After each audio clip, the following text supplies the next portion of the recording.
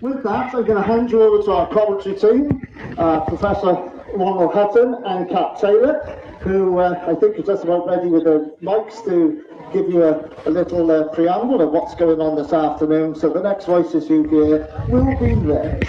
Stop! Huck! Senior vintage! Stop! Huck! Senior vintage! Battle of Tewkesbury Re-enactment. Our first soldiers are coming on the field, and so it's time for us now to tell you why we're here, why there was a battle here in 1471, and why it matters.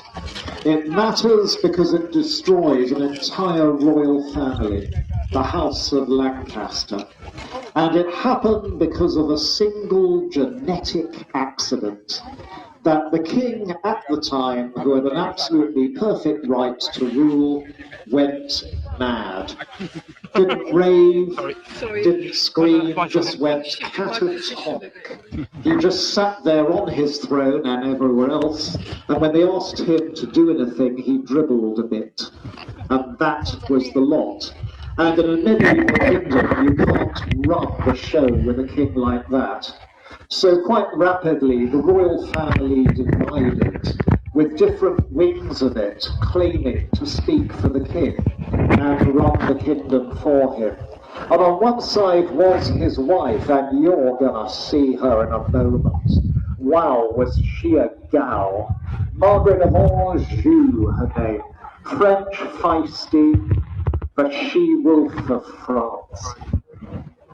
Courageous, clever, and determined that whatever happened, her son, her young boy, was going to be the one to take over from his father and become the next king, Edward, Prince of Wales. But there's another Edward waiting to be king, and he's on the other side of the royal family, the Dukes of York, ambitious, powerful, and with a very good claim to the throne themselves. And when the king went gaga, the Dukes of York came forward and claimed their right to run the kingdom and speak for the king. And the nobility divided between them, and that all was joined. The Duke of York was killed quite rapidly, but he left 3 sons behind him, and you're going to meet them all in a very short time on this field in front of us. The eldest is going to be one of the leaders of the armies fighting against Queen Margaret of Anjou, and he is Edward of March. Edward, who claimed the throne after his father was killed and called himself King Edward IV. And most of you would see him as a hero. I do a bit myself. Tall, yeah. Handsome, yeah. Intelligent, yeah. A great leader of men, incredibly attractive to women, and to many of his soldiers as well, who'd follow him anywhere. And he had 2 brothers, both with him. The Duke of Clarence, who is good-looking, weak-natured, treacherous and untrustworthy, and the kid brother, Richard, Duke of Gloucester, who's going to grow up to be King Richard III, one of the most controversial kings in our history, but at this time is a teenage boy in awe of his brother. And the 3 of them together, Edward IV, George, Duke of Clarence, and Richard of Gloucester, banded together and defeated Margaret of Anjou and her followers. Margaret fled to France and left Edward in charge of the kingdom. So, folks, what could possibly go wrong? Answer is one simple thing, and that is that Edward IV had won because the greatest baron of the north of England, Richard, Earl of Warwick, had come in on his side. And we call this fellow Warwick the Kingmaker. So the obvious thing not to do, if you're King Edward, is to annoy Warwick the Kingmaker. So what does Edward do? He annoys Warwick the Kingmaker. It's as simple as that. And in the year 1470, Warwick turns against Edward like lightning, catches him off guard, teams up with his treacherous brother George, Duke of Clarence, and chases Edward and kid brother Richard out of the kingdom. And now what Warwick does is put mad King Henry VI back on the throne so he can sit there dribbling again, and then invite back his angry wife, Margaret of Anjou, and their handsome young son, Edward, Prince of Wales, now 18 years old, and with his blood boiling in his veins to avenge the insults done to his family. It should be so simple. Warwick's in charge of England. The Duke of Clarence is beside him, being treacherous. And all that Margaret and her son have to do is sail over from France and claim the lot. What could possibly go wrong? Answer is one simple thing. Edward IV and kid brother Richard come back from the continent with an army. And as soon as they land, George, Duke of Clarence, thinks to himself, what do I do best? Oh yes, be treacherous. So he changes sides again and joins his brother once more. The Earl of Warwick faces them in battle just north of London. A thick mist falls on the battlefield, and Warwick's army gets confused, and they begin fighting each other. And the result is that Edward destroys them, takes London, and wins. And on the very day that the battle is fought, our heroine, Queen Margaret of Anjou, lands in England with her 18-year-old son. The obvious thing to do when you've landed in England and found that the army that invited you has just been annihilated is to run as fast as you possibly can back to France. But there is a dangerous man with Margaret, and you're going to meet him on the field too. He's the last character to be introduced. And he is a second cousin of the royal family, the Duke of Somerset. Somerset is a born gambler, reckless, rash, dashing, charming, seductive. And he talks Margaret into taking a big risk, to marching into England and calling on the English and Welsh to join her and protect her and her son. And Margaret takes the fatal decision to do this. And it seems to work. Within 2 weeks, a huge army has gathered for them all over the West Country. And they're marching north towards here, folks, towards the River Severn, to get over it into Wales, where more of their followers are waiting. And if they can just get across this big river, then they're going to have reinforcements to give them an army twice the size of Edward's. But now Edward and his two brothers, the untrustworthy Duke of Clarence and the reliable teenager Richard, Duke of Gloucester, are heading down what's now the M4 corridor as fast as they can to stop them. And they almost catch them near Bristol. But Margaret gets past. In a sweltering early May heat wave, she marches up the Vale of Berkeley. She gets to Gloucester, and she tries to get across the bridge there into Wales. But the town is held against her by friends of Edward. And so, for the rest of the hot, sweaty, broiling afternoon, her exhausted men march further north, to here, to Tewkesbury, where there's a ferry across the river. And at the end of the 3rd of May, 1671, they collapse under the hedges into the cottages around Tewkesbury, ready to cross the river at dawn the next day. But even as the sun sets, they see the oncoming vanguard of Edward's army appearing on the hills to their south, because that day they'd marched a foot ripping, sweltering 24 miles. But Edward, Richard and George had marched 36 miles. And as night falls, they've trapped Margaret against the River Severn and the River Avon. She's not going to have time now to get her army across on the ferry. What she has got to do is turn and fight with the men she's got and win. So as dawn breaks on the 4th of May, 1471, the she-wolf of France stands at bay in the landscape in front of us.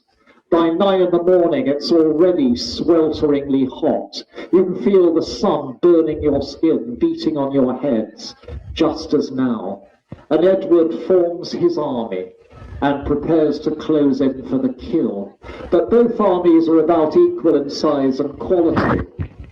The entire fate of England rests upon this day.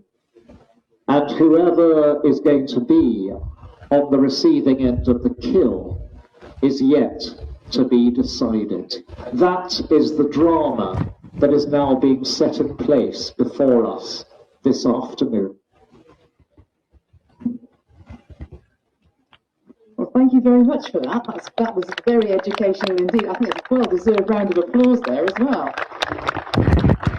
Just scrolling over to there, because if you missed earlier, you know, who's done what to whom and how. If you ever try reading up about the Horse of the river's behind those hedges. Because it has more twists and turns than the plot of the Game of Thrones. Now, Edward, the king, was quite, I would say, relaxed about this whole situation. I believe it was a feast day when they heard that Margaret and her troops were going towards the River Severn, trying to get across to where Jasper Tudor was, with a number of French mercenaries and a number of Welshmen as well. And they carried on celebrating. And then they packed everything up, they gave praise to God, and they came after them. And they came after them like a swift arrow. As Professor Ronald just said, they did 36 miles in one day. Can you imagine doing that in weather like this? 36 miles. And as the Lancastrians, who they were chasing, were fleeing, they had quite a lot of artillery pieces. They had quite a lot of guns. And to make their army lighter, they abandoned them by the roadside. Now the Yorkists were delighted, and they just snaffled up those abandoned artillery pieces, which means that the Yorkists start this battle slightly better armed, if maybe somewhat tireder. So if you look on the field now, to your right, you'll notice there's a bunch of people with kettle hats on, and these would be the English longbowmen of the Yorkist side. The longbow at the time was the weapon of choice, and a decent archer can loose, and this is where it gets very contentious. I've seen 21 arrows loosed in a minute, but that was very unusual, and that was by the gentleman who's actually the lead archer today, Mr. Bull. Normally, roughly 12 to 13 arrows in a minute was a very competent number. However, you multiply that by 4,000 archers, and you've got a veritable hail of death coming down from the sky at you, with a sort of zizzing sound, and then a splat at the end. So the archers just forming up there, and just waiting for the Lancastrians to take the field.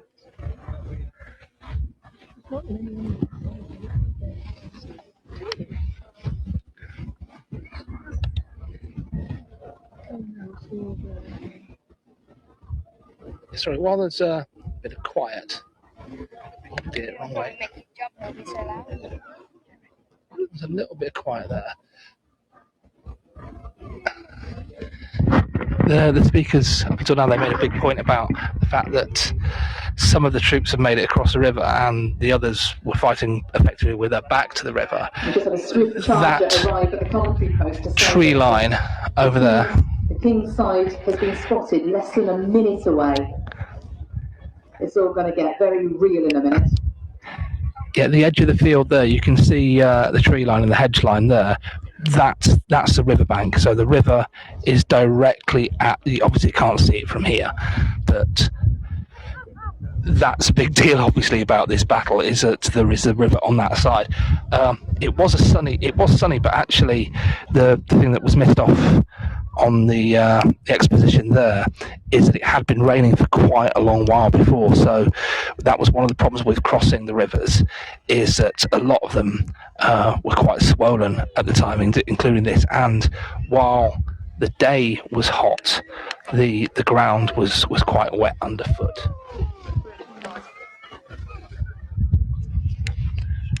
So we're just waiting for the King's army to go.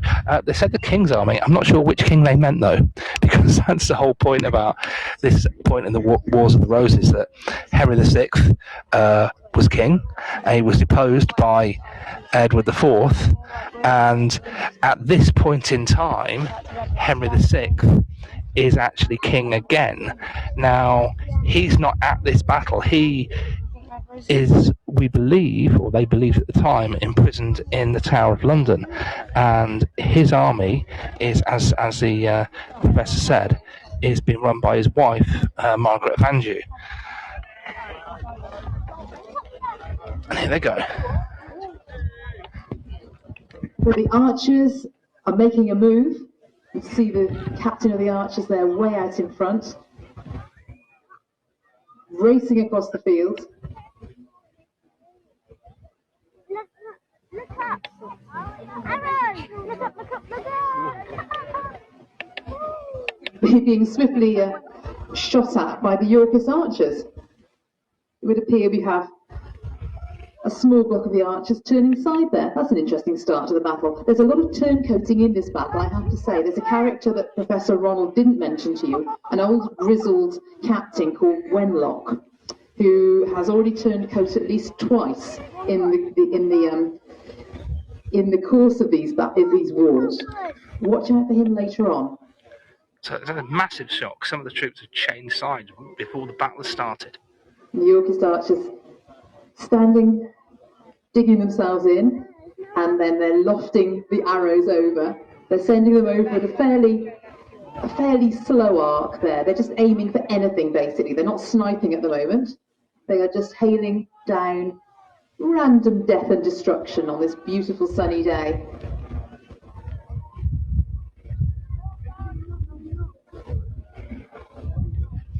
So there's the Yorkist archers on the right.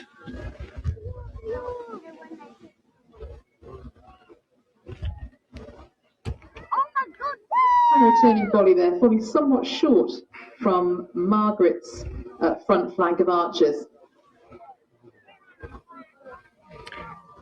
I don't know if the arrows are actually showing up,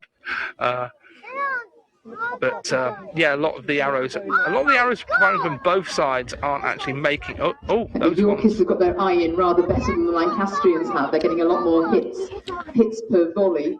So just in case you're not keeping up, it's the Lancastrians on the left, the red rose, and the Yorkists on the right, If you imagine the this white multiplied, rose. like I said, by about 4,000. You can imagine how terrifying it was. And they say at the end of the Battle of Stoke Field, the last battle of the Wars of the Roses, that the corpses on the battlefield were so thickly stuck with arrows, they resembled hedgehogs now. Oh, here come the horses. Wow.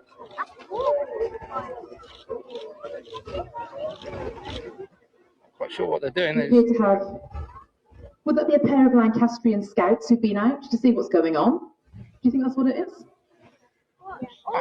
Yes, the Lancastrian army itself has yet to arrive, and we're going to see it arriving quite shortly with each of its magnificent units, and that's when Kat and I will be introducing you to the characters on the field. Two Lancastrian scouts there shouting Anjou, they're saying which side they're on. You'll hear a lot of that war cry in a short while, and we'll tell you why when most of those who are going to shout it arrive. Being an archer takes years of training. You have to start as a boy, and you're ready to take the real battlefield by the time you're in your late teens. One of the reasons why guns took over from longbows is that you can teach a musketeer to use that weapon within a week. You need years to produce a trained archer. It's just too labour-intensive to build up the muscles needed to pull those bows. And those of you on the far right of the field will see the vanguard of the Lancastrian army arriving. It will be passing right in front of all of you over the next few minutes. The vanguard here is led by the Earl of Devon, who is going to command the left rank of the army. History has little to say about him. He was sober, competent, trustworthy, loyal, and rather dull. A good man to have anchoring the side of the battlefield for you. And you can see the wing of the Earl of Devon processing in front of you with a magnificent saffron-coloured plume buttoned to his helmet, the commander of the Lancastrian left. The sort of makes it much more visible on the field. If you know you're looking at a yellow plume, then you know where you're heading to.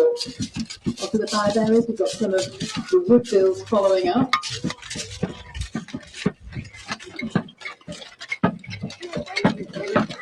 For that left flank of the Lancastrian army. Yeah, we don't know either.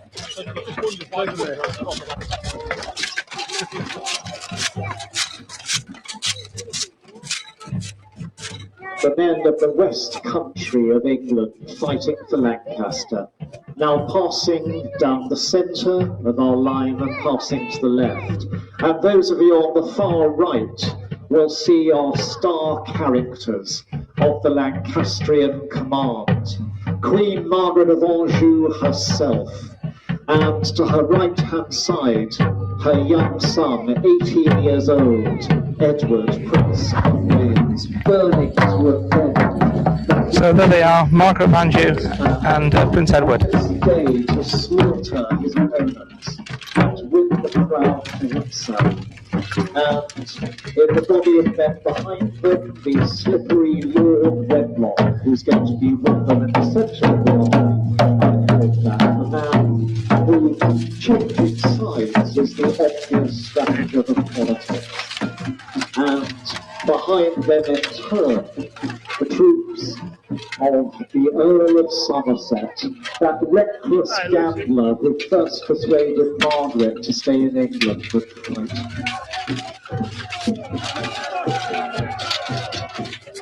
Anjou! Anjou! Anjou! The war cry you hear there, Anjou, Anjou, is that of Queen Margaret's bodyguard.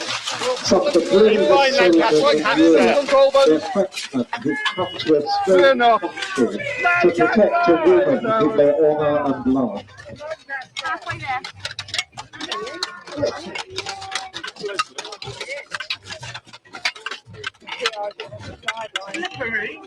Working on the principle that if you walk to me to get a new quarter, you're all right. And you'll see a break in the line of Lancastrian troops, and those of you on the right will have before you the tall, proud figure of the Earl of Somerset, the Duke of Somerset himself. Magnificent.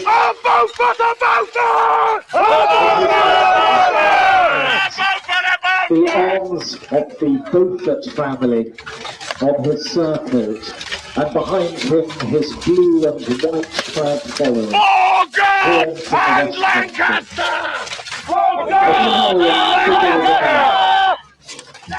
A man full of courage, full of daring, full of loyalty, full of romance, and not terribly full of brains. As you say, a compulsive gambler, and he's risking everything on this. He's persuaded Margaret that they have some chance of winning. They get to the seven and get across. Oh yes, they might. But they are going to be somewhat, generally speaking, outnumbered.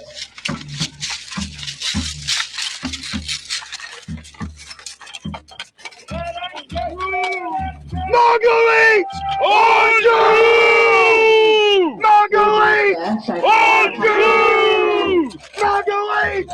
Anjou! What is she drinking at the end?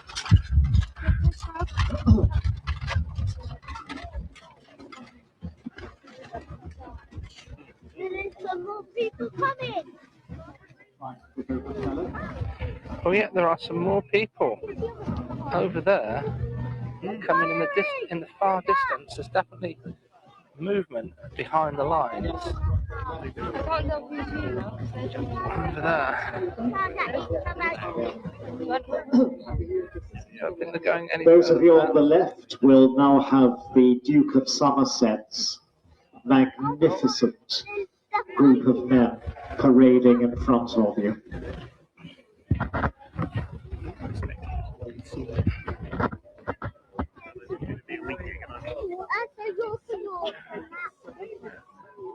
And on the left-hand side of the battlefield, right-hand side of the battlefield, as we're facing it at the moment, there's a lot of very shiny stuff going on. I think this may be where the Yorkists have actually arrived and they have dug in. And who has it got the higher ground? Who was it got the better position for this one? The best position was Lancaster, and therefore what the Yorkists would need to do ideally was tempt some of the Lancastrians out of their position. And you really need to be recklessly stupid and brave to leave a good position like that. But guess who is recklessly stupid and brave on Lancaster's side? Let's see what happens. But yes, the army of York is massing like a field of silver poppies over there on the far right, the sunlight glinting from their helmets. More and more of the space on the far right of the field is filling up with armed men. Scroll over to the right. And like a field of silver poppies, so many will be cut down in their prime. The number of deaths from this battle mustn't go forgotten. We're watching this beautiful display on this wonderful warm day. We don't need to lose sight of the fact that this was a very real thing and a lot of men lost their lives. So taking the field there, we have the men of Hastings going up towards the right-hand side of the field. Lord Hastings is going to be up against the Earl of Devon, and that's exactly right, because they're very similar. These are stocky, stolid, dependable noblemen who are good anchor figures for a wing. And those of you on the far right can see the royal standard of England being carried in, with the figure of King Edward himself pacing in front of it. Tall, muscular, with a magnificent red and gold and blue surcoat with the royal arms of England upon it, striding forth in front of his men. He's going to lead from the front. He's going That's to take King Edward part in pretty much at the centre of shot there. as the least of his foot soldiers. Like his opponent, the 18-year-old Prince of Wales, Edward IV is a born hero. But only one of those Edwards is going to be alive at the end of this day.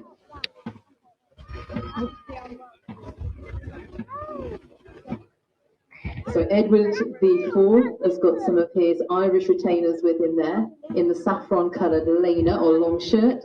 They are very famous for being vicious, well-paid, and very, very good at what they do. These are the gallows glass. These are the shock troops of the Emerald Isle. Absolutely distinctive in the saffron, the mustard-coloured hues of what 300 years later are going to become known in Scotland as kilts. And here are those lovely, billowing, extended tunics.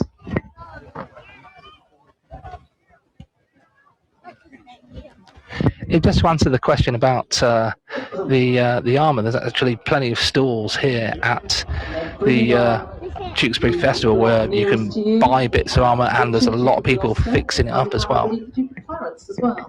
Yes, Clarence isn't being given a command of his own at this battle because he's proved himself so utterly unreliable. And tellingly, King Edward has given his 18-year-old brother, Richard, his very first full command in a battle of an entire wing of an army against a royal claimant, which means there are two teenage boys on the field, each of them nervous and thrilled to have their first command.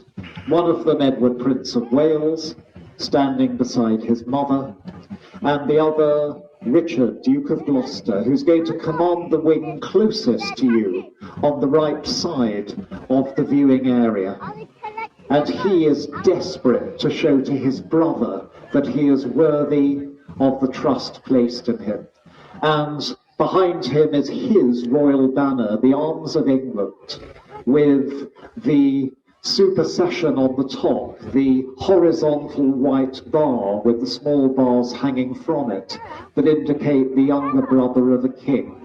And wearing the royal arms of England and a towering white plume, young Richard stands in front of his men. So you can see from this that this Shakespearean figure of Richard as this deformed hunchback who went around limping and cackling is possibly a load of old tosh. He did have a curved spine, he did have scoliosis, but many a good athletic person has too. And you're going to see he's an incredible fighter.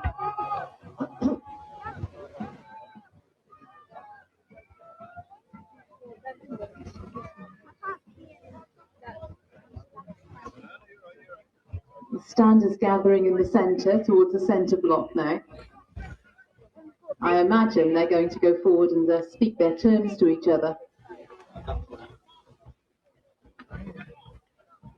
Our entire cast of characters is now assembled in front of you, and battle is about to begin.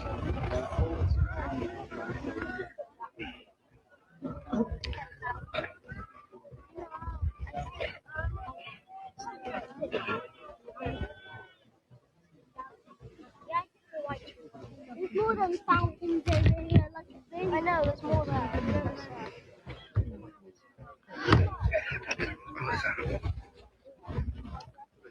And the centre of the Lancastrian line is moving forward, the Queen and her son at their head, inviting the Yorkists to come to a parley and see if there is some way in which one side or the other can be allowed to back down without any violence. This is a Christian duty.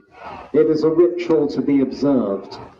And that's why Edward is marching forward with his powerful, stocky, tall figure to the fore, with the dual figures of the Queen in her long white veil and her son in his surcoat at the head of the other group. And they pause and they look at each other, each daring the other to lose a bit of dignity and to be the one to come forward to start the negotiating. The king stepping forward with some of his bodyguard and some of the flags. The Queen and the young Prince of Wales going forward alone. Prince of Wales and the king stop. They speak. They bow to each other rather peremptorily, the courtesy you would give to a knight or a social equal, not to a sovereign. And Edward has shoved the prince, and the prince pushes him back. They've come to blows already. Clearly this was never going to... Oh, and the Queen is... She will for France, there you go. You can almost hear the sound of that slap that Queen Margaret has given Edward's face from here. And Edward's just boxed the prince, and the prince has thumped him on his midriff. This is not chivalric behaviour. Very far from it. Well, that's it. We've come to insults and vituperation. And with a last curse, the king leads his men back towards his own army. And Margaret's slender, dignified figure walks beside her son back towards theirs. Yes, and what's going to happen now is pure horror. And Margaret watched it all, so the saying goes, from the top of Tewkesbury Abbey. So she had a grandstand position of the way all of this panned out, all across the fields and rhymes and ditches and drains of Tewkesbury.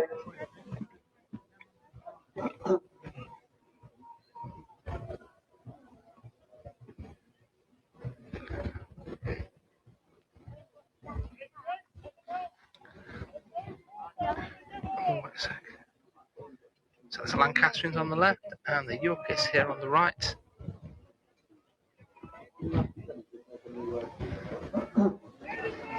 The Yorkist artillery is being prepared in front of the Yorkist line. Cannon at this period were an extremely rudimentary, embryonic, new form of warfare.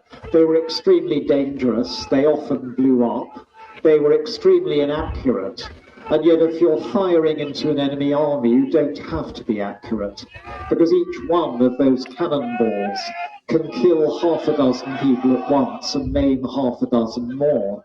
They're absolutely appalling anti-personnel weapons, and they have their own peculiar discomfort for modern reenactors, because the smoke from the gunpowder always carries grains of powder with it, and it always gets into your nose and mouth, scorching them.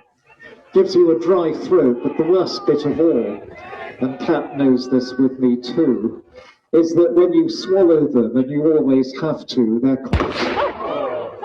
they're quite a powerful laxative.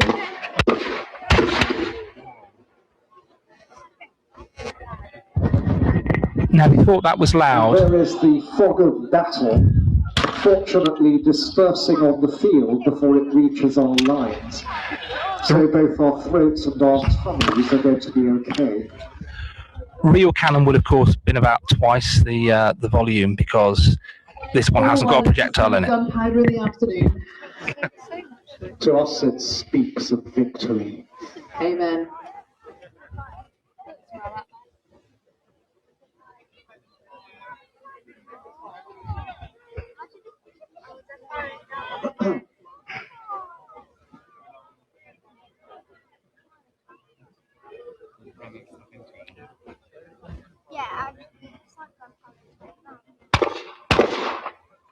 And there are the ancestors of the musket, the arquebuses, the hackbutts going off at the moment.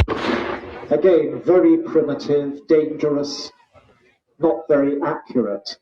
But again, if you're firing into a solid body of men, you don't really have to aim very much. You just let the lead do its work. Yes, they say that one of the balls would go through the man it hit, the man behind him, and and possibly his horse as well. Looks like they're ready to fire that cannon. So it would appear the King's army is doing a few warm-ups over there. Words don't very often fail me, they just have.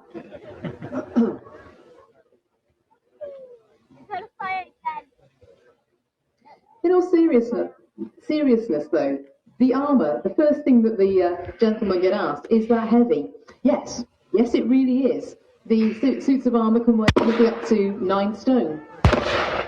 It's carried well on the body, however, it is, yes, really rather heavy and actually very, very hot as well. But you can move in it. It's well articulated. Some of the knights, when they're showing off, do cartwheels just to impress people in the armour because they can.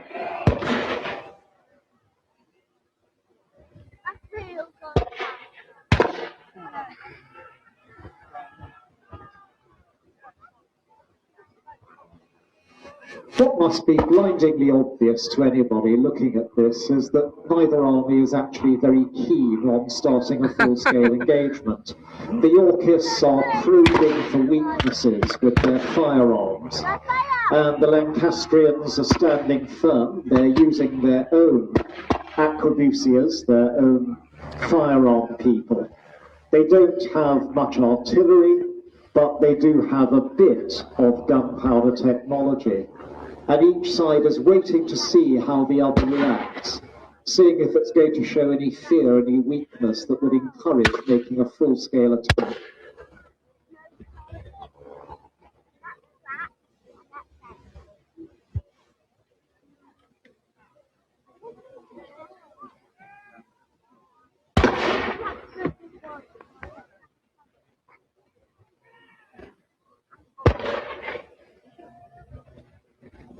And they shout, have a care. The barrels in these days can't be proved.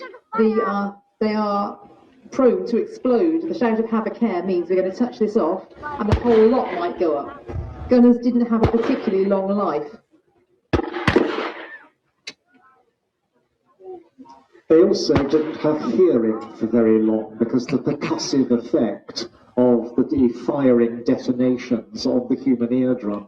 So if you're asking why they did it at all, the answer is they were very well paid and very valued. The whole thing is to have a good campaign and then retire.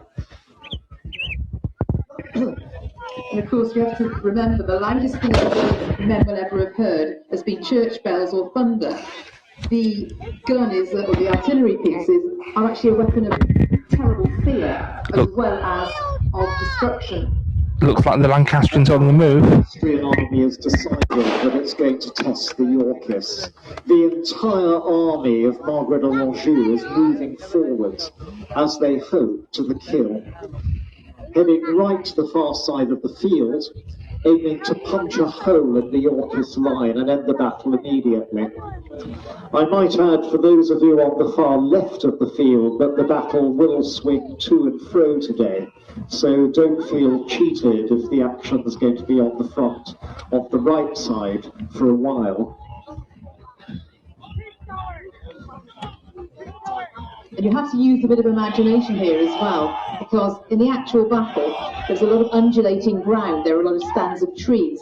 We know that Gloucester and Clarence actually put a small troop, a small cavalry of 200 horsemen hidden in some trees, just to bring them out and use them at the crucial moment, which actually probably swung the battle. Cat, something's gone badly wrong.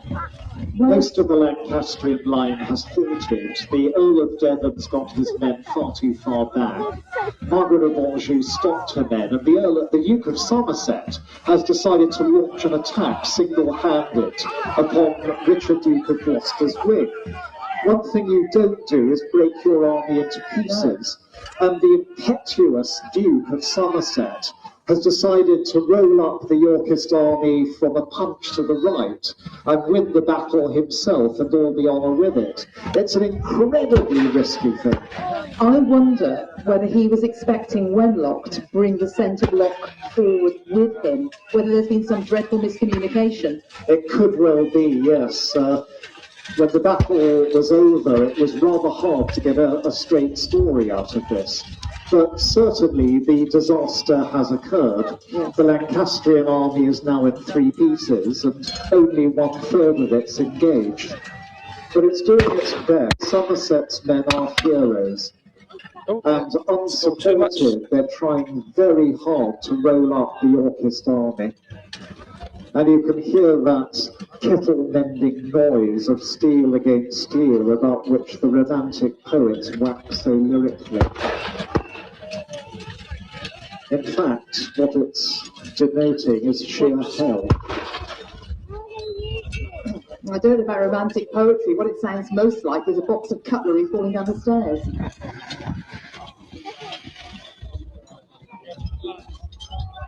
So I can see the livery of the Duke of Somerset at the back there. I believe it's the Duke of Somerset. It is the Duke of Somerset. He seems astonishingly unwilling to go into the front line of his own men. That's not going to help morale. And by contrast, I can see the surcoat of young Richard underneath his banner, right in the thick of things, encouraging his men. That white plume is waving back and forth as he fights hand to hand. That is the way to lead. Of course, a good commander, his troops will follow him into the very jaws of hell. And on this occasion, they possibly have.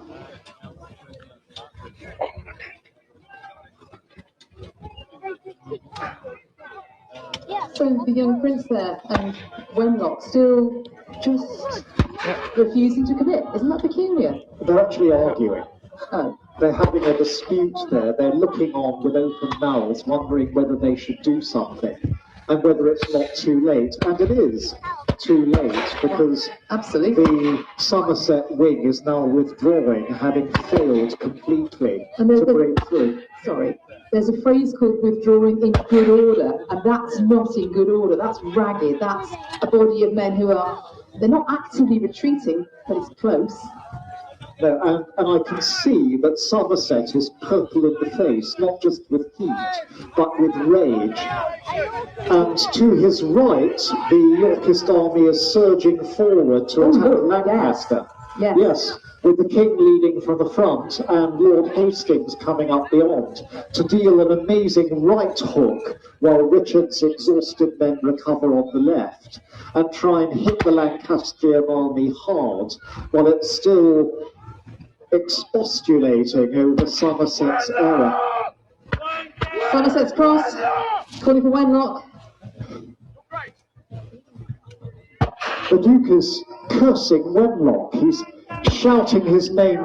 Clearly what's happened now is Somerset has blamed Wenlock for not coming to support him. I think my supposition was possibly correct. It was indeed, although Somerset's impetuosity. And here the young Prince of Wales is leading forward his men to hit King Edward's centre while it's static. That was brutal. Yes, that was also very brave. And the Lancastrian centre moving up to engage the Yorkists. And on the far side of the field, the Earl of Devon is sweeping like a great wave against Hastings' troops. The Lancastrians are determined to keep the initiative, but they're still keeping a rear guard to the left. And Somerset's men, like Richard of Gloucester's, are resting and recuperating on the lines nearest to us. Richard of Gloucester's troop, remember, had backup from the cavalry, which came swinging out of the trees, so they haven't got as much recuperation to do because they had the upper hand in that particular part of the engagement. They have indeed, and they'll have a vastly better opinion of their leader than Somerset's men. Somerset's doing what he does best now, which is throw a tantrum and blame everybody else.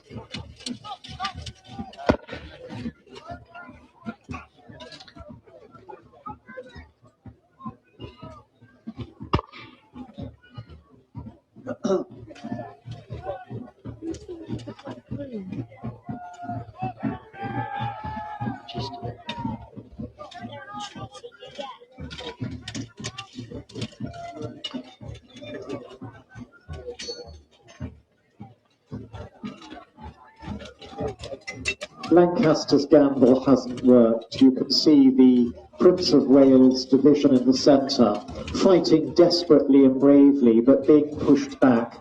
And on the far side, Devon's wing is still holding Hastings there, but hasn't managed to get through. The Lancastrian army is now forming a rather ragged diagonal across the field, which again is not terribly good military form. As far as battles go, this is very, very untidy. Even though medieval fighting was often done in groups, in battles such as this, it's not normally this much of a mess.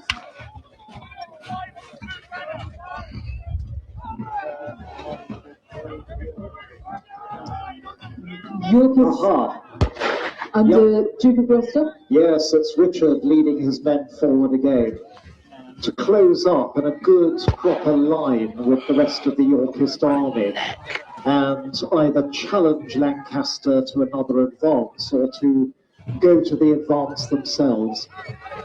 The king is withdrawing his men in the centre, including the Irish, to close up again and try and make a proper, strong, straight battle line. So the man with the white feather there. Devon's men retreat on the far side of the field. It looks as if Lancaster is trying to do exactly the same. Is Richard, Duke of Gloucester, who will become eventually, not in this battle, Richard III. How a battle should. Yes, very much so. You now at least have the three separate battles lined up against each other. Cavalry coming back in on the Lancastrian side over here. I can see at least three of the cavalry over on the Yorkist side.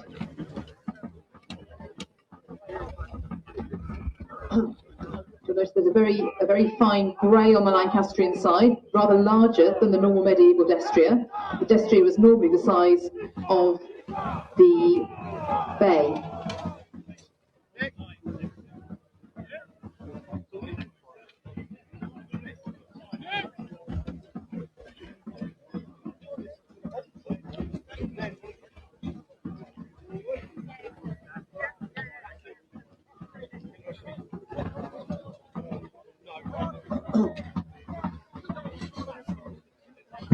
As somebody much cleverer than me once said, war is periods of intense excitement interspersed with periods of extreme boredom. Now, excitement is about to reoccur. Yes, the Lancastrian horsemen, those brave scouts we saw at the beginning, are going to mount a diversion by galloping to the end of the field, wheeling their horses to challenge the Yorkists and see if a Yorkist rider dares come out to meet them, and one has. There should be at least 2 more, but that brave Yorkist is holding up the honour of his side and is now being attacked by both the Lancastrians, wheeling around each other in the very centre of the field on the far side. Where are the other Yorkist horsemen?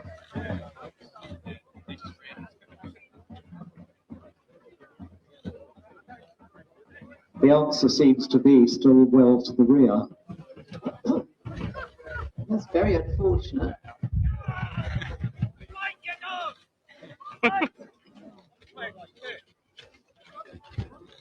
Chasing the Yorkist across the field, turning around and at last engaging.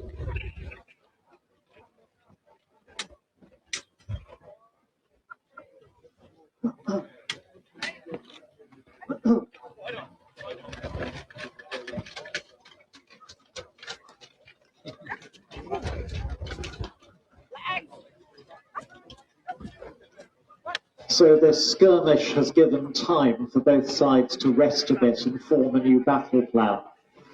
And the choice is the same as it was before. Do you form a wall and let the enemy dash himself and herself to pieces against it?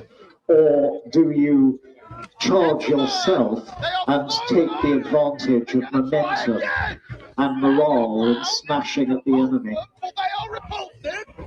Those of you on the right and the centre can see young Richard of Gloucester standing forth and encouraging his men.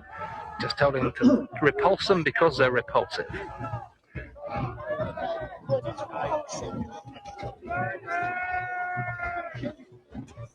And it's Lancaster. It's going to start with a left hook this time of the Earl of Devon, advancing on the far side against Hastings. And this time the rest of the Lancastrian army, the centre under Wenlock and the Prince, and the one nearest us, the right under Somerset, are more or less coordinating, except that once again it's Somerset's wing that's pushing to the fourth, so they're not coordinating. That's not going to improve Somerset's mood with Wenlock any, is it? No.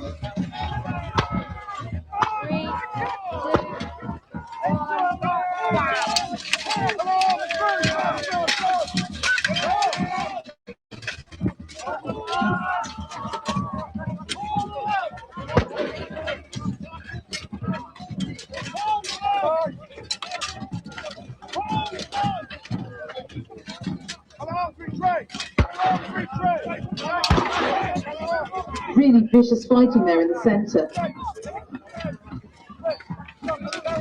Yes, reenactment's a strange thing. On the one hand, we really don't want to hurt anybody.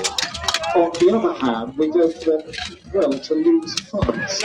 And so there's this curious sort of balance once you're in the scrum between being careful not actually to land any injury on the people you're fighting, and yet at the same time not allowing them to beat you too easily.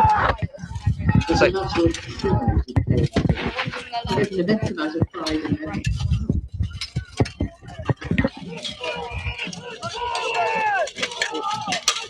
And an immense amount of respect for what we're representing as well. It isn't just a case of going out and bashing and ha. The history means a lot to all of the men out here. It is a great view now, but sadly the battle will move over to the left later and it won't be such a great view then, but it's good now, isn't it?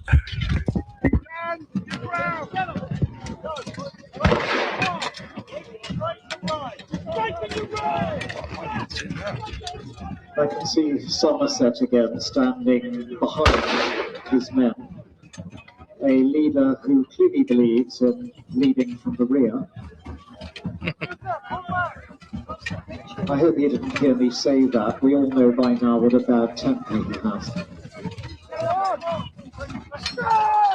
Splendid moustache though. No, he's Going in. He's now going in, yes. The penny has dropped. He knows he has to do some fighting. He's wielding a poleaxe.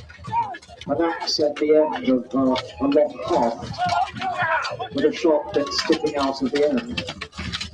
And using it pretty well.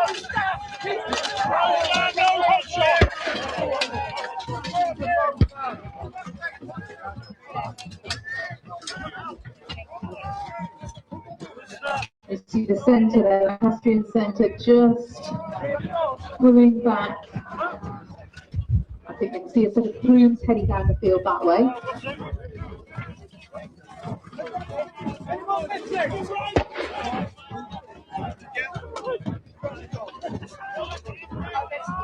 The army is simply disengaging once again. The Lancastrian gamble has failed once more. The Yorkist line has held. But to Lancaster's credit, it has been making the running so far in the attack.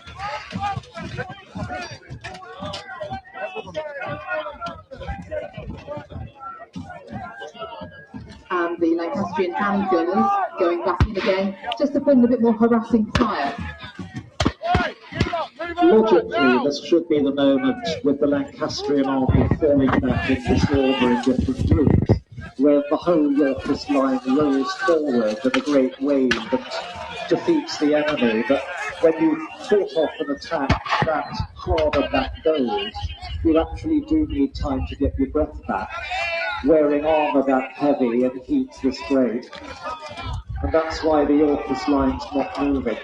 Just to quickly answer your question, Deanna, the women wouldn't be involved in the battle, but they would have essential jobs on the battlefield, like especially in days like today, like for example water carrying and other things along those lines. In fact, you can see. In fact, there's just a couple come in who are bringing water on You have the livery, what they're wearing, but you also to the battlefield there. I don't know if you can make them out. Where you were. It's what Professor Ronald just said at the Battle of Barnet, where it was foggy, and one of the sides mistook the Sun in Splendour for the Oriflamme, which was the wrong manner, and they attacked the back of their own men in the fog, and it all got dreadfully. Well, acrimonious is a nice word for it. The Yorkist horse there. Give him a second go. Right, we're going to have a cavalry skirmish right between the lines while the armies are resting. And it looks like more equal odds at last.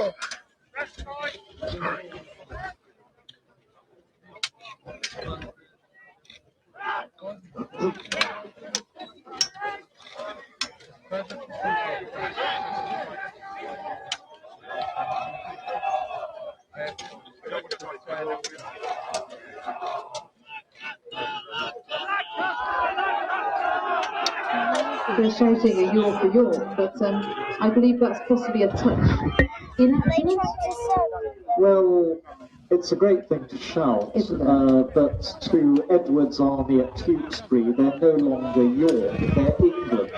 He's not the Duke of York, he's the King of England, but old habits die hard. Absolutely. And it's a great shout.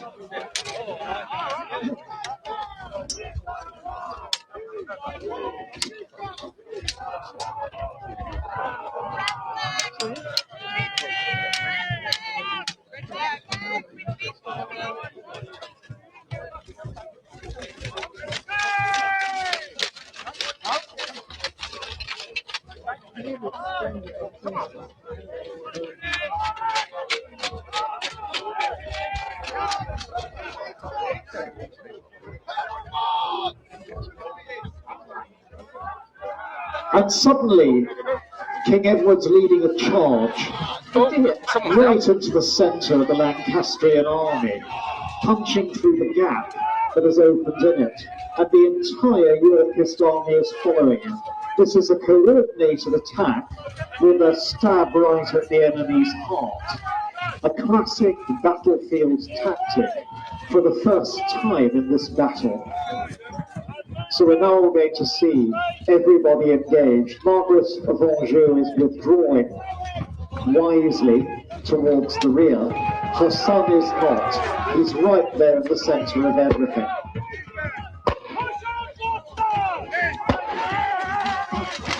Yorkist right flank just advancing. Oh no, it's the archers, I do apologise. The right flank are engaged.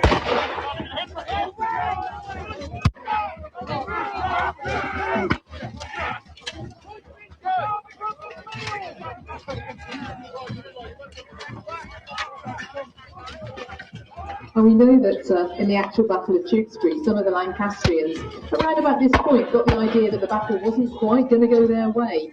And we know that there were some who tried to escape off the field and were cut down in vast numbers, or indeed who drowned in the Severn.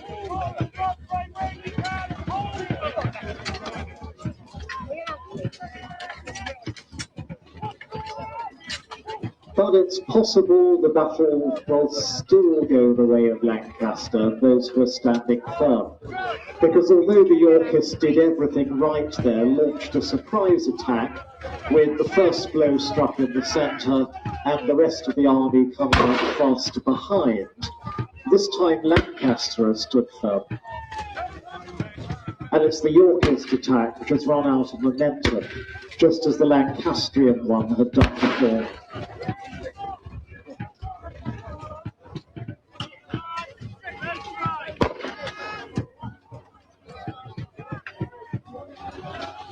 Oh, real smell of the gunpowder coming through now. The archers are still fighting on the far side of the field, loosing on volleys against each other, firing over the heads of the men-at-arms between.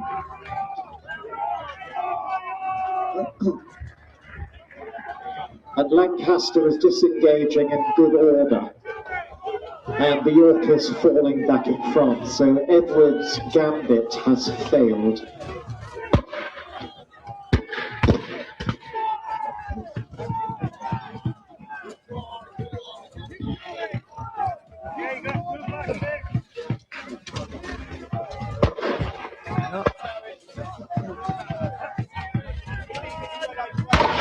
The signals on the field today being given by flags and by shouted commands. Sometimes it was trumpets, sometimes it was flags. At Barnet, where it was so foggy, they had to use trumpets, and that got very, very confusing as well.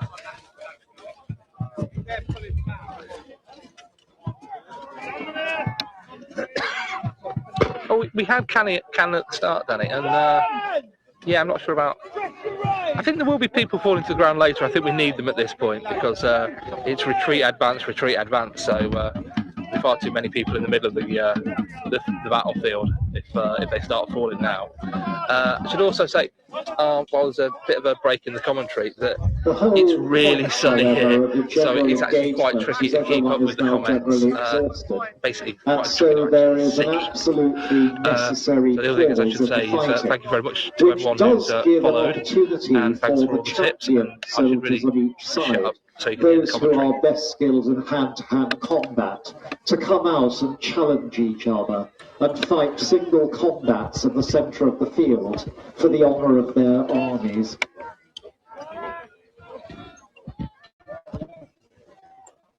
And those of you in the centre can see some of those champions starting to emerge. And the cavalry back on the field again as well. Yes, who are mounted equivalents of the same champions.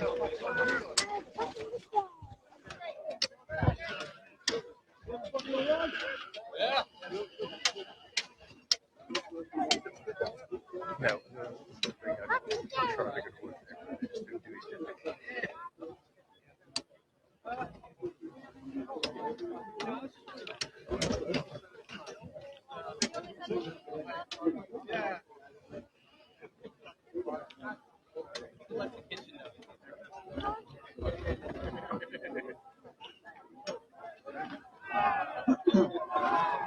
And on the King's side, there'd be a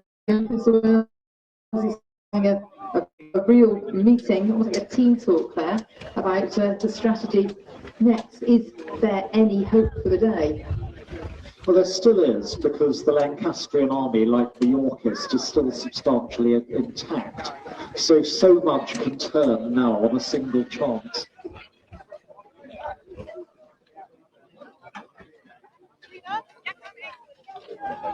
And I see small bodies of champions coming. Yes, and I see the first pair of matched combatants coming to fight with each other. Yes, and the rest.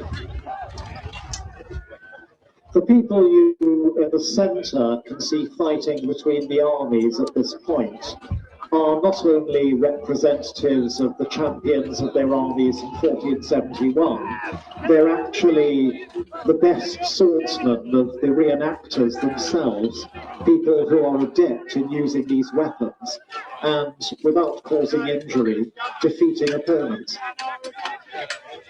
So in that sense, what you're seeing are real contests. You see the speed and accuracy, and in some cases, the brutality. I'm looking straight in front of me at the red and the silver at the moment. They're literally having to shape their swords on the field. Oh, that is... Yeah, it's good. It's brutality, and we give you bread and circuses and blood and guts and gun smoke, horses. Where else can you get a day out like this?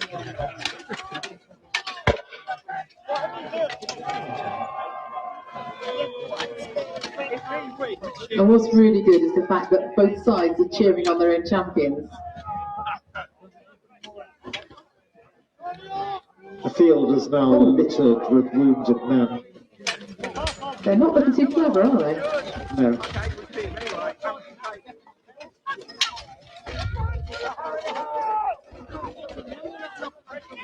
Oh, I'm never sure that spinning around is a particularly good move. Leaves you wide open to getting front right in the bum. Rather impressively, the pair who fought longest are still at it, and the Yorkist has just obtained the surrender of the Lancastrian. It's rather lovely. Instead of dispatching him, he gave him a chance to save his life by submitting. And he's just done so, and is now congratulating his opponent. Honour on both sides. That's rather lovely to see. It's rather like a Studio Ghibli film, isn't it? Yeah. But the time for kind gestures is probably well over now, as we aim towards the tail end of the battle, when things really do go quite horribly wrong.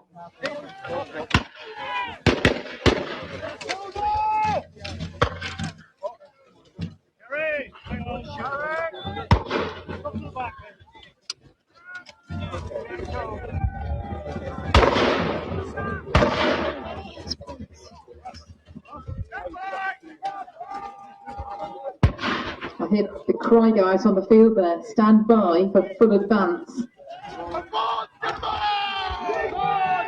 And now the Yorkist army is surging forward once more. It's repeating its tactic of a full attack with King Edward leading from the front. And some of the Lancastrians are deserting. Some of the gunners are deserted. They're actually going back through the Yorkist lines. Yes, this does not look good for Lancaster. Can Lancaster hold this one? Oh, in he goes, look, bang! Yes. Right there. The rest of the army advancing at a steadier pace. King Edward is right there in the Lancastrian centre, and the rest of his entire army following behind.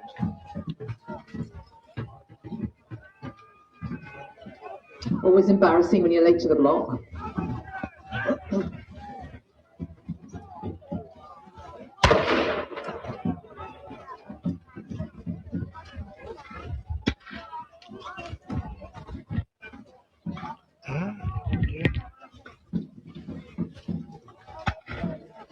Oh, very static on the Duke of Somerset's line there. There's not a great deal going on.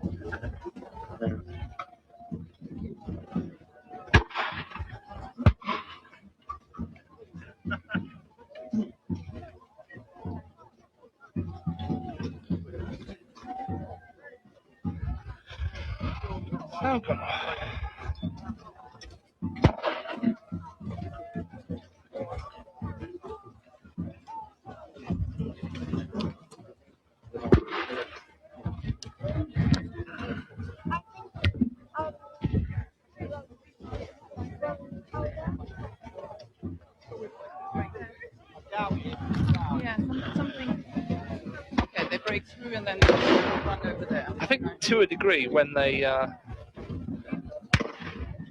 doing the one-on-ones, they just did now. Then they know what they're doing, but the vast majority of this battle is unrehearsed. Well, no, it is unrehearsed as far as I'm talking to the Silver Dragons earlier, who were the Burgundians, rising who off these desperate men like a mist. Edward VI side, the Yorkist side. They've all had to fight too hard, too many times. One side must be close to breaking.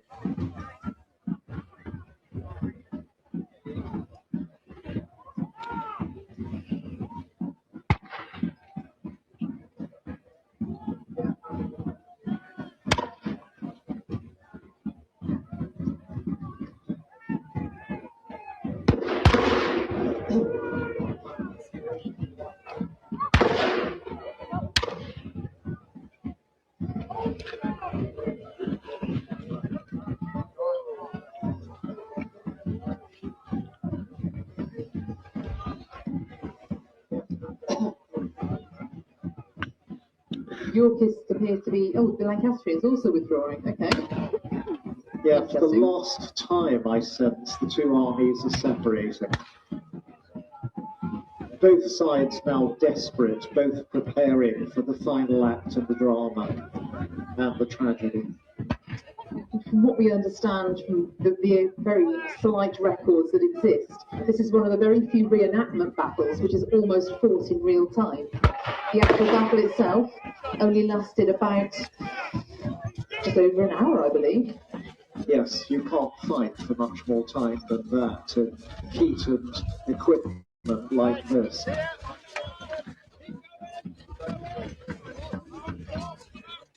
Quite famously, the Battle of St Albans and Barnet, the troops kept up harassing fire all night. The battles went on for a great deal longer, but those are different conditions. It was. So not only are we giving you a pretty good impression of the duration of the medieval battle, but it's not a bad scale replica. We don't have any idea of exact numbers, but probably the total number of people on the field of the original battle was no more than about 5 times the number of people we've assembled for you today to reenact it. So the main difference would have been the terrain, which would have given the Lancastrians the initial advantage because they couldn't be seen as they were advancing. Now that we can't recreate for you. We can't, but we can recreate for you the dramatic end to the action, which must be imminent now. There simply isn't enough strength left in either side to withstand another blow landed hard and accurately. And you can hear Queen Margaret's bodyguard shouting their war cry, Anjou, Anjou. But if you look at both armies, you can see how perilously broken the Lancastrian line is, compared with the solidity of the Yorkist one. The damage done to Lancaster in the earlier fighting, the slotted match, looks pretty severe.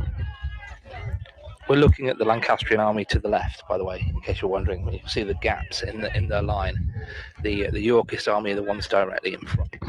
And there's one last parley. The king is standing in front of his men, and the Prince of Wales, the Lancastrian prince, is standing forward too.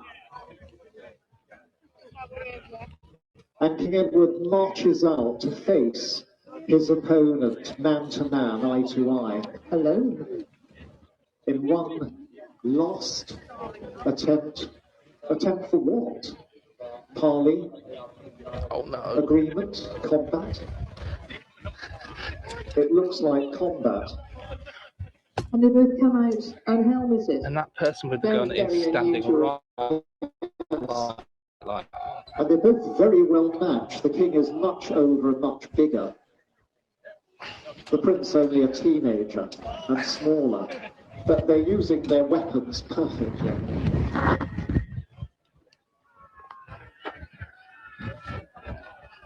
and both armies looking on. It's also giving time for Lancaster to straighten their line and make a more solid army. And the prince has landed a whack across the back of the king, who clearly felt that blow, even if it didn't penetrate his armour.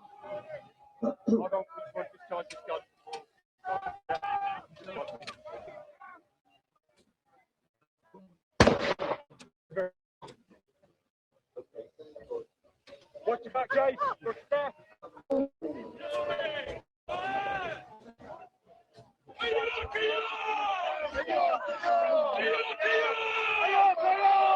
Yorkist cavalry announcing their presence there.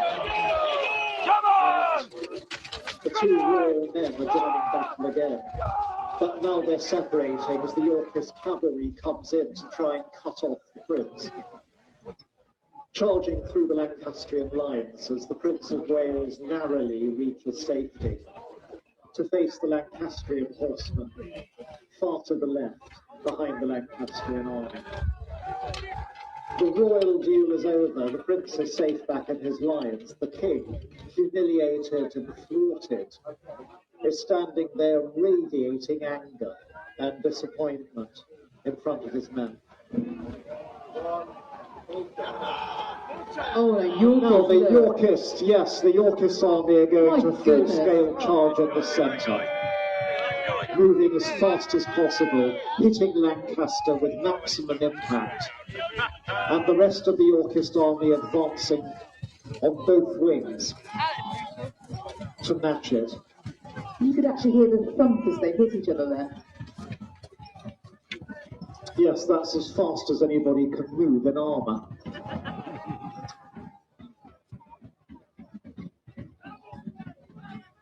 And Duke of Gloucester's men just going in there at a good steady pace. They're going to do a good job of work here, because that's what they do. And Somerset tried to lead a wedge in to run a hole through them, succeeded. Somerset now apparently leaving the field. Yes, he's running for He's running away. Yes, He's scarpering, leading it yes, in the direction of the Abbey. I know what he's doing. he's taking sanctuary. He is A sensible. cowardly rat, and leaving his men to die. And if your commander abandons his post, there's not much hope for the men. And you can see Somerset's men being felled like ripe wheat. Now their commander has gone, their bodies littering the ground in the centre.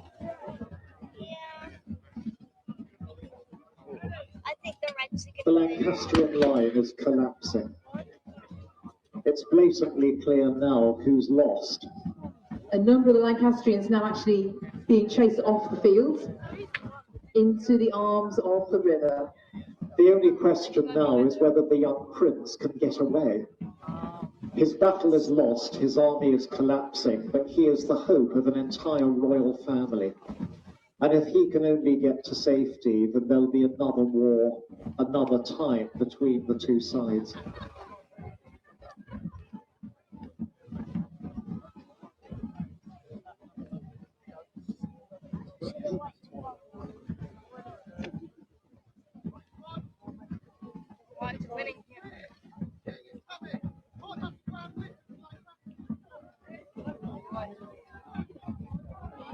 But instead, I see the prince and his bodyguard advancing over to the right wing of the field. The prince has lost his helmet. He must be exhausted, but he's still armed and making a stand there, ready to fight anybody who comes to take him out. And the person coming is Edward IV. Those of you in the centre can see the two royal adversaries now glowering at each other with their personal bodyguards as the Lancastrian army melts away behind.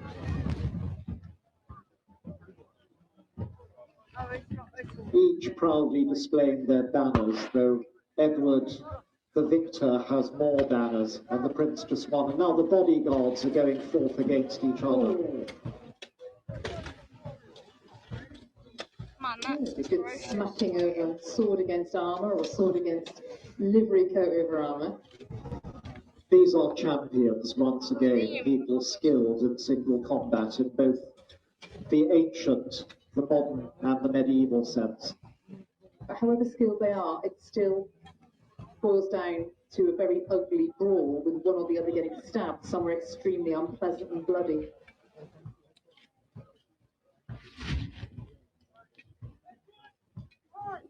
And now the prince is challenging the king to single combat once again. Remember, when they tried this before, the prince did extremely well. And the king is too proud to refuse. But his bodyguard goes forth, the prince tackles Edward's bodyguards and overcomes them both. The 18-year-old is a champion soldier. He is also exhausted and at this moment very much alone. And having allowed his bodyguards to try and do the work for him, King Edward himself is now insulting and challenging the prince.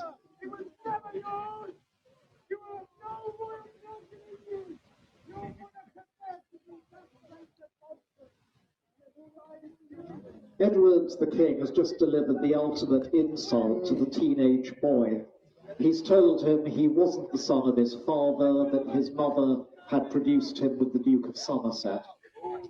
That is something that no red-blooded prince or no red-blooded person Well, that's quite an insult, isn't it?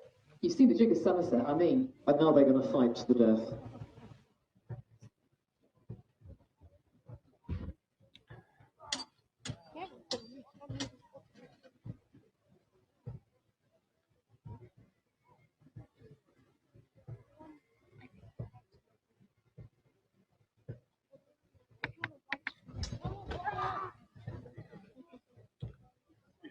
And the prince has landed a hard blow on the king. Not enough to bleed, enough to bruise. And this time, Edward he's lost his sword. A fatal blow upon the prince's sword arm. And has run him through. And the hope of Lancaster bleeds out his life upon the earth.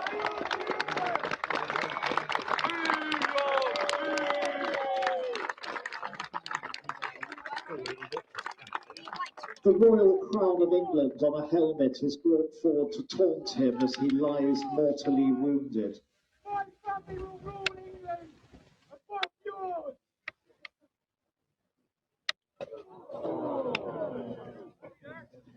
And the king callously kicks the dying boy.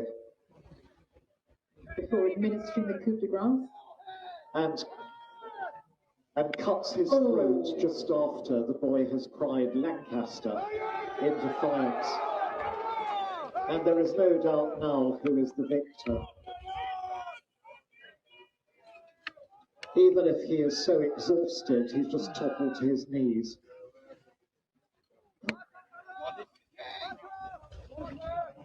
A banner is draped over the body of the dead Prince of Wales.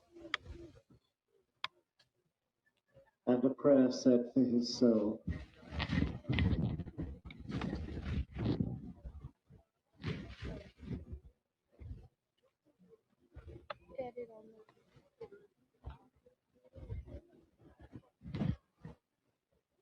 The king, of course, now sends riders down to the abbey to chase down the Lancastrians who've gone to seek sanctuary. He's staggering to his feet between his two brothers.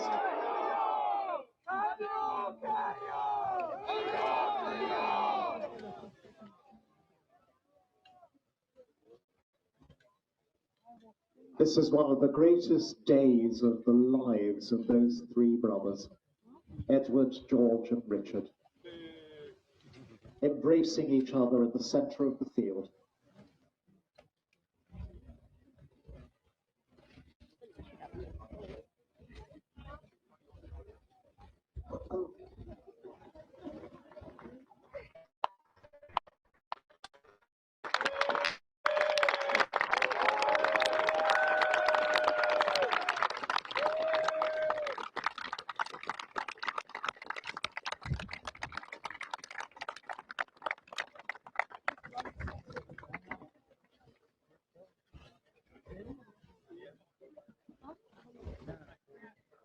all that remains, ladies and gentlemen, is to conclude our tale with the consequences. The death of the Prince of Wales was the end of the House of Lancaster. Mad King Henry was murdered in the Tower of London the following night, his queen imprisoned for a while and then packed off back to France. But Edward ruled for only just over 10 more years and then died.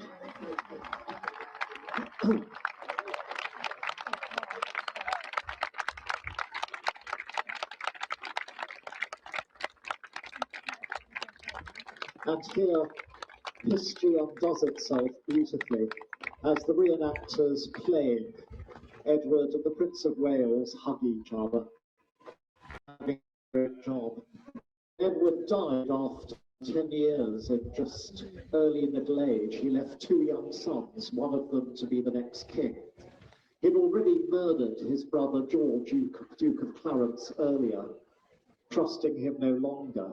And now his hitherto loyal brother Richard seized the throne, put Edward's 2 young sons in the Tower of London, and there they disappeared, their fate unknown to history. Richard just reigned 2 more years, and then the last of the House of Lancaster, Henry Tudor, invaded England, killed Richard at Bosworth, and put an end to the House of York. So perhaps the whole thing we saw today was for nothing, after all. Too often, real war is like that.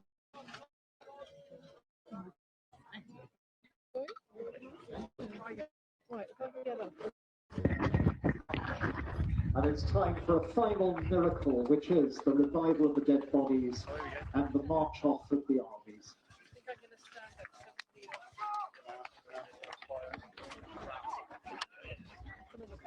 With the army of Lancaster parading in front of you. And those of you remaining here will see for the last time at close quarters the wonderful panorama of some of the finest reenactors in Europe gathered together to pass before you.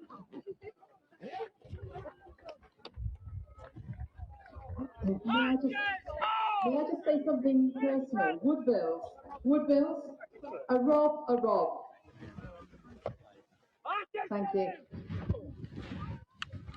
Well, folks, as the reenactors go off the field, showing appreciation. It's been extremely hot out there for them. What a fantastic job they've done for us to entertain us in this historic battle. Absolutely fantastic. And they've only got a few hours to get all their strength back before they do it all again tomorrow. But a huge thank you to everyone out there. They've all done a splendid job, and also, very important, can you put your hands together for our commentary team, Professor Ronald Hutton and Kat Taylor, who've done an amazing job setting the scene, detailed information, far better than reading a book.